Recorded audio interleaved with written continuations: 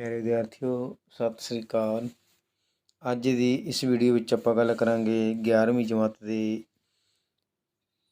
Topic ਅੰਗਰੇਜ਼ੀ ਸਾਮਰਾਜ ਦਾ ਵਿਸਥਾਰ ਅਤੇ ਸੰਗਠਨ। ਭਾਰਤ ਵਿੱਚ ਅੰਗਰੇਜ਼ੀ ਸਾਮਰਾਜ ਦੇ ਵਿਸਥਾਰ ਵਿੱਚ 3 ਗਵਰਨਰ ਜਨਰਲਾਂ ਦਾ ਯੋਗਦਾਨ ਸਭ ਤੋਂ ਮਹੱਤਵਪੂਰਨ ਸੀ। ਲਾਰਡ ਵੈਲਜ਼ਲੀ 1798 ਤੋਂ 1805 ਈਸਵੀ, ਲਾਰਡ ਹੇਸਟਿੰਗਜ਼ 1813 ਤੋਂ 1823 ਈਸਵੀ, ਲਾਰਡ ਡਲਹੌਜੀ 1848 ਤੋਂ 1856 ਈਸਵੀ। ਲਾਰਡ ਵੈਲਜ਼ਲੀ ਅਧੀਨ ਅੰਗਰੇਜ਼ੀ ਸਾਮਰਾਜ ਦਾ ਵਿਸਥਾਰ ਅਤੇ ਸੰਗਠਨ। ਵੈਲਜ਼ਲੀ ਦਾ ਪੂਰਾ ਨਾਮ ਰਿਚਰਡ ਕੋਲੋ ਵੈਲਜ਼ਲੀ ਸੀ। 1797 ਈਸਵੀ ਵਿੱਚ ਉਹ ਮਦਰਾਸ ਦਾ ਗਵਰਨਰ ਨਿਯੁਕਤ ਕੀਤਾ ਗਿਆ। 1798 ਈਸਵੀ ਵਿੱਚ ਉਸ ਨੂੰ ਗਵਰਨਰ ਜਨਰਲ ਦਾ ਉੱਚ ਪਦ ਸੌਂਪ ਦਿੱਤਾ ਗਿਆ। 1798 ਈਸਵੀ ਵਿੱਚ ਜਦੋਂ ਵੈਲਜ਼ਲੀ ਗਵਰਨਰ ਜਨਰਲ ਬਣਿਆ, ਕੰਪਨੀ ਦੇ ਹਾਲਤ ਸੰਤੋਖਜਨਕ ਨਹੀਂ ਸੀ, ਪਰ ਵੈਲਜ਼ਲੀ ਨੇ ਆਪਣੀ ਹਿੰਮਤ, ਹੁਸ਼ਿਆਰੀ ਅਤੇ ਰਾਜਨੀਤਿਕ ਸੂਝ-ਬੂਝ ਦਾ ਸਬੂਤ ਦਿੰਦੇ ਹੋਏ ਕੰਪਨੀ ਦੇ ਹਿੱਤਾਂ ਨੂੰ ਸੁਰੱਖਿਅਤ ਕੀਤਾ। ਉਸਨੇ ਭਾਰਤੀ ਰਿਆਸਤਾਂ ਦੇ ਹਾਕਮਾਂ ਨਾਲ ਸਹਾਇਕ ਸੰਧੀਆਂ ਕਰਕੇ ਉਹਨਾਂ ਨੂੰ ਅੰਗਰੇਜ਼ੀ ਕੰਪਨੀ ਅਧੀਨ ਕੀਤਾ, ਨਾਲ ਹੀ ਫਰਾਂਸੀਸੀਆਂ ਦੇ ਪ੍ਰਭਾਵ ਨੂੰ ਸਮਾਪਤ ਕੀਤਾ। ਸਹਾਇਕ ਸੰਧੀ ਪ੍ਰਣਾਲੀ ਸਬਸਿਡੀਅਰੀ ਸਿਸਟਮ ਜਾਂ ਸਹਾਇਕ ਸੰਧੀ ਪ੍ਰਣਾਲੀ ਇੱਕ ਮਹੱਤਵਪੂਰਨ ਹਥਿਆਰ ਸੀ ਜੋ ਭਾਰਤ ਦੇ ਬ੍ਰਿਟਿਸ਼ ਗਵਰਨਰ ਜਨਰਲਾਂ ਨੇ ਆਮ ਤੌਰ 'ਤੇ ਵੈਲਜ਼ਲੀ ਨੇ ਖਾਸ ਤੌਰ 'ਤੇ ਭਾਰਤ ਵਿੱਚ ਬ੍ਰਿਟਿਸ਼ ਸਾਮਰਾਜ ਦਾ ਵਿਸਥਾਰ ਕਰਨ ਲਈ ਵਰਤਿਆ। ਇਸ ਪ੍ਰਣਾਲੀ ਅਨੁਸਾਰ ਬ੍ਰਿਟਿਸ਼ ਸਰਕਾਰ ਦੇਸੀ ਰਿਆਸਤਾਂ ਦੇ ਹਾਕਮਾਂ ਨਾਲ ਸੰਧੀ ਕਰਦੀ। ਸੰਧੀ ਦੀਆਂ ਸ਼ਰਤਾਂ ਅਨੁਸਾਰ ਬ੍ਰਿਟਿਸ਼ ਸਰਕਾਰ ਉਸ ਰਿਆਸਤ ਦੀ ਰੱਖਿਆ ਕਰਨ ਲਈ ਸੈਨਾ ਤਿਆਰ ਕਰਦੀ ਸੀ, ਜਿਸ ਦਾ ਸਾਰਾ ਖਰਚ ਰਿਆਸਤ ਨੂੰ ਝੱਲਣਾ ਪੈਂਦਾ ਸੀ। ਇਸ ਦੇ ਬਦਲੇ ਵਿੱਚ ਰਿਆਸਤ ਦਾ ਹਾਕਮ ਬ੍ਰਿਟਿਸ਼ ਸਰਕਾਰ ਦੀ ਸਰਵਉੱਚਤਾ ਸਵੀਕਾਰ ਕਰਦਾ ਸੀ। ਫਰਾਂਸੀਸੀ ਅਤੇ ਦੂਜੀਆਂ ਵਿਦੇਸ਼ੀ ਸ਼ਕਤੀਆਂ ਨਾਲ ਕੋਈ ਸੰਬੰਧ ਨਹੀਂ ਰੱਖਦਾ ਸੀ। ਸਹਾਇਕ ਸੰਧੀ ਤੋਂ ਇਲਾਵਾ ਵੈਲਜ਼ਲੀ ਨੇ ਯੁੱਧ ਅਤੇ ਪੈਨਸ਼ਨਾਂ ਰਾਹੀਂ ਵੀ ਅੰਗਰੇਜ਼ੀ ਸਾਮਰਾਜ ਦਾ ਵਿਸਥਾਰ ਕੀਤਾ। ਲਾਰਡ ਵੈਲਜ਼ਲੀ ਦੁਆਰਾ ਅਧੀਨ ਕੀਤੇ ਗਏ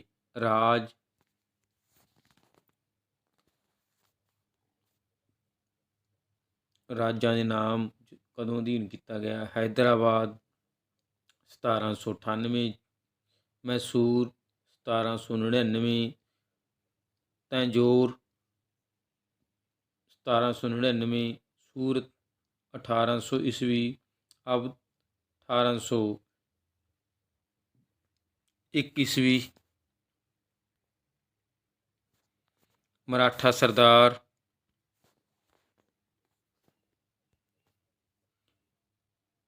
ਪੇਸ਼ਵਾ ਬਾਜੀਰਾਓ ਦੂਜਾ 1802 ਈਸਵੀ, ਯੁੱਧ ਰਾਹੀਂ। ਸਿੰਧੀਆ 1803 ਈਸਵੀ, ਯੁੱਧ ਰਾਹੀਂ। ਭੌਂਸਲੇ 1803 ਈਸਵੀ, ਯੁੱਧ ਰਾਹੀਂ। ਲਾਰਡ ਹੇਸਟਿੰਗ ਅਧੀਨ ਅੰਗਰੇਜ਼ੀ ਸਾਮਰਾਜ ਦਾ ਵਿਸਥਾਰ ਅਤੇ ਸੰਗਠਨ। ਜਿਸ ਸਮੇਂ ਲਾਰਡ ਹੇਸਟਿੰਗ ਭਾਰਤ ਦਾ ਗਵਰਨਰ ਜਨਰਲ ਬਣਿਆ ਤਾਂ ਉਸ ਸਮੇਂ ਕੰਪਨੀ ਦੀ ਰਾਜਨੀਤਿਕ ਹਾਲਤ ਚੰਗੀ ਨਹੀਂ ਸੀ। ਵੈਲਜ਼ਲੀ ਪਿੱਛੋਂ 1805 ਤੋਂ ਲੈ ਕੇ 1813 ਈਸਵੀ ਤੱਕ ਕਾਰਨਵੈਲਿਸ, ਸਰ ਜਾਰਜ ਵਾਰਲੇ ਅਤੇ ਮਿੰਟੋ ਗਵਰਨਰ ਜਨਰਲ ਰਹੇ ਸਨ। ਇਹਨਾਂ 3 ਗਵਰਨਰ ਜਨਰਲਾਂ ਨੇ ਭਾਰਤੀ ਰਿਆਸਤਾਂ ਦੇ ਮਾਮਲਿਆਂ ਵਿੱਚ ਦਖਲ ਨਾ ਦੇਣ ਦੀ ਨੀਤੀ ਅਪਣਾਈ ਸੀ, ਜਿਸ ਦਾ ਸਿੱਟਾ ਇਹ ਹੋਇਆ ਕਿ ਕੰਪਨੀ ਦੇ ਦੁਸ਼ਮਣ ਦੇ ਹੌਸਲੇ ਵੱਧ ਗਏ ਸਨ। ਪੇਸ਼ਵਾ ਭੌਂਸਲੇ, ਹੋਲਕਰ, ਸਿੰਧੀਆ ਆਦਿ ਮਰਾਠਾ ਸਰਦਾਰ ਫਿਰ ਤੋਂ ਸੁਤੰਤਰ ਹੋ ਗਏ ਸਨ ਅਤੇ ਉਹਨਾਂ ਨੇ ਆਪਣੀ ਸ਼ਕਤੀ ਵਿੱਚ ਵਧਾ ਲਈ ਸੀ। ਨੇਪਾਲ ਦੇ ਗੋਰਖਿਆਂ ਨੇ ਅੰਗਰੇਜ਼ੀ ਇਲਾਕਿਆਂ ਉੱਤੇ ਹਮਲੇ ਕਰਕੇ ਉਹਨਾਂ ਦੇ ਬਹੁਤ ਸਾਰੇ ਪਿੰਡਾਂ ਉੱਤੇ ਕਬਜ਼ਾ ਕਰ ਲਿਆ ਸੀ। ਭਿੰਡਾਰੀਆਂ ਅਤੇ ਪਠਾਣਾਂ ਨੇ ਲੁੱਟ ਮਾਰ ਮਚਾ ਦਿੱਤੀ ਸੀ। ਅਜਿਹੀਆਂ ਪਰਿਸਥਿਤੀਆਂ ਵਿੱਚ ਵੈਲਜ਼ਲੀ ਦੀ ਨੀਤੀ ਮੁੜ ਅਮਲ ਕਰਨਾ ਪਿਆ। ਲਾਰਡ ਹੇਸਟਿੰਗ ਨੇ ਆਪਣੇ ਅਣਥੱਕ ਯਤਨਾਂ ਸਦਕਾ ਨਾ ਕੇਵਲ ਇਹਨਾਂ ਸ਼ਕਤੀਆਂ ਨੂੰ ਕੁਚਲਿਆ, ਸਗੋਂ ਭਾਰਤ ਵਿੱਚ ਸ਼ਾਂਤੀ ਸਥਾਪਿਤ ਕੀਤੀ। ਨੇਪਾਲ ਯੁੱਧ 1814 ਤੋਂ 16, ਭਿੰਡਾਰੀਆਂ ਦਾ ਖਾਤਮਾ 1816 ਤੋਂ 1800, ਮਰਾਠਿਆਂ ਦੀ ਹਾਰ 1817, ਲਾਰਡ ਵਿਲੀਅਮ ਬੈਂਟਿੰਗ ਅਧੀਨ ਸਾਮਰਾਜ ਦਾ ਵਿਸਥਾਰ। ਲਾਰਡ ਵਿਲੀਅਮ ਬੈਂਟਿੰਗ ਦੇ ਅਧੀਨ ਸਾਮਰਾਜ ਦਾ ਵਿਸਥਾਰ 1828, 1835। 1828 ਈਸਵੀ ਵਿੱਚ ਲਾਰਡ ਵਿਲੀਅਮ ਬੈਂਟਿੰਗ ਭਾਰਤ ਦਾ ਗਵਰਨਰ ਜਨਰਲ ਬਣਿਆ। ਉਸ ਦਾ ਸ਼ਾਸਨ ਸੁਧਾਰਾਂ ਦੇ ਕਾਰਨ ਵਿਸ਼ੇਸ਼ ਰੂਪ ਵਿੱਚ ਪ੍ਰਸਿੱਧ ਹੈ। ਲਾਰਡ ਡਲਹੌਜ਼ੀ ਅਧੀਨ ਅੰਗਰੇਜ਼ੀ ਸਾਮਰਾਜ ਦਾ ਵਿਸਥਾਰ 1848 ਤੋਂ 1856 ਈਸਵੀ। ਲਾਰਡ ਡਲਹੌਜ਼ੀ ਦਾ ਅਸਲ ਨਾਮ ਜੇਮਸ ਐਂਡਰਿਊ ਬਰਾਊਨ ਰੈਮਜੇ ਸੀ। ਬਾਅਦ ਵਿੱਚ ਉਹ ਅਰਲ ਮਾਰਕੋਇਸ ਆਫ ਡਲਹੌਜ਼ੀ ਦੇ ਨਾਮ ਨਾਲ ਪ੍ਰਸਿੱਧ ਹੋਇਆ। ਡਲਹੌਜ਼ੀ ਇੱਕ ਉੱਚ ਕੋਟੀ ਦਾ ਸਾਮਰਾਜਵਾਦੀ ਸੀ। ਉਸ ਦੀ ਵਿਦੇਸ਼ ਨੀਤੀ ਦਾ ਉਦੇਸ਼ ਵੱਧ ਤੋਂ ਵੱਧ ਦੇਸੀ ਰਿਆਸਤਾਂ ਨੂੰ ਬ੍ਰਿਟਿਸ਼ ਸਾਮਰਾਜ ਵਿੱਚ ਸ਼ਾਮਲ ਕਰਨਾ ਸੀ। ਉਸ ਨੇ ਕਈ ਦੇਸੀ ਰਿਆਸਤਾਂ ਨਾਲ ਯੁੱਧ ਕੀਤੇ ਅਤੇ ਉਹਨਾਂ ਨੂੰ ਹਰਾਉਣ ਪਿੱਛੋਂ ਉਹਨਾਂ ਦੇ ਇਲਾਕਿਆਂ ਨੂੰ ਬ੍ਰਿਟਿਸ਼ ਸਾਮਰਾਜ ਵਿੱਚ ਮਿਲਾਇਆ। ਉਸ ਨੇ ਲੈਫਸ ਸਿਧਾਂਤ ਸਾਮਰਾਜ ਨੂੰ ਵੀ ਸਖਤੀ ਨਾਲ ਲਾਗੂ ਕਰਕੇ ਕਈ ਰਿਆਸਤਾਂ ਉੱਤੇ ਕਬਜ਼ਾ ਕਰ ਲਿਆ। ਲੈਫਸ ਦਾ ਸਿਧਾਂਤ: ਇਸ ਨੀਤੀ ਅਧੀਨ ਜੇਕਰ ਕੋਈ ਭਾਰਤੀ ਰਾਜਾ ਨਜਾਇਜ਼ ਸੰਤਾਨ ਤੋਂ ਬਿਨਾਂ ਮਰ ਜਾਂਦਾ ਸੀ ਤਾਂ ਉਸਦੇ ਰਾਜ ਨੂੰ ਅੰਗਰੇਜ਼ੀ ਸਾਮਰਾਜ ਵਿੱਚ ਮਿਲਾ ਲਿਆ ਜਾਂਦਾ ਸੀ। ਲੈਫਸ ਸਿਧਾਂਤ ਰਾਹੀਂ ਵਿਸਥਾਰ 1848 ਈਸਵੀ, ਜੈਤਪੁਰ 1849 ਈਸਵੀ, ਸੰਬਲਪੁਰ 1849 ਈਸਵੀ, ਬਘਾਟ 1850 ਈਸਵੀ, ਉਦੈਪੁਰ 1852 ਈਸਵੀ, ਨਾਗਪੁਰ 1852 ਈਸਵੀ, ਝਾਂਸੀ 1853 ਈਸਵੀ। ਯੁੱਧ ਰਾਹੀਂ ਵਿਸਥਾਰ: ਪੰਜਾਬ ਤੇ ਅਧਿਕਾਰ 1849 ਈਸਵੀ। 1809 ਈਸਵੀ ਵਿੱਚ ਅੰਮ੍ਰਿਤਸਰ ਦੀ ਸੰਧੀ ਹੋਈ।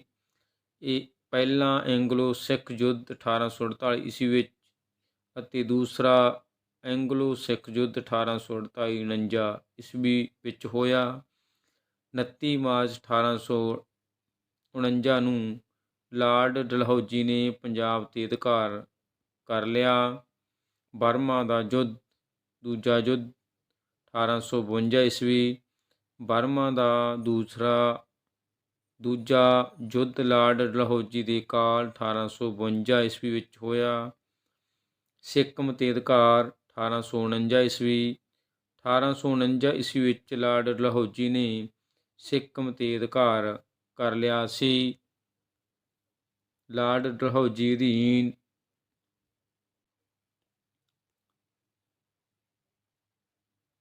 ਸਾਮਰਾਜ ਦਾ ਵਿਸਥਾਰ ਕੁਸ਼ਾਸਨ ਸ਼ਾਸਨ ਪ੍ਰਬੰਧ ਕਾਰਨ ਅਵਧ 1857 ਈਸਵੀ ਖਿਤਾਬ ਅਤੇ ਪੈਨਸ਼ਨ ਬੰਦ ਕਰਕੇ ਕਰਨਾਟਕ, ਤੰਜੌਰ, ਪੂਨਾ, ਸੂਰਤ ਸੰਧੀਆਂ ਰਾਹੀਂ ਬਰਾਰ 1853 ਈਸਵੀ। ਇਹ ਸੀ ਮਹੱਤਵਪੂਰਨ ਵੀਡੀਓ। ਇਸ ਨੂੰ ਸਾਰਿਆਂ ਨੇ ਧਿਆਨ ਨਾਲ ਸੁਣ ਲੈਣਾ। ਆਪਣਾ ਚੈਨਲ ਸਬਸਕ੍ਰਾਈਬ ਕਰ ਲਿਓ, ਸ਼ੇਅਰ ਕਰ ਦਿਓ, ਲਾਈਕ ਕਰਿਓ, ਕਮੈਂਟ ਕਰਿਓ ਅਤੇ ਬੈਲ ਆਈਕਨ ਦਾ ਬਟਨ ਕਲਿੱਕ ਕਰ ਲਿਓ ਤਾਂ ਕਿ ਹਰ ਆਉਣ ਵਾਲੀ ਨਵੀਂ ਵੀਡੀਓ ਤੁਹਾਡੇ ਤੱਕ ਪਹੁੰਚ ਸਕੇ। ਧੰਨਵਾਦ।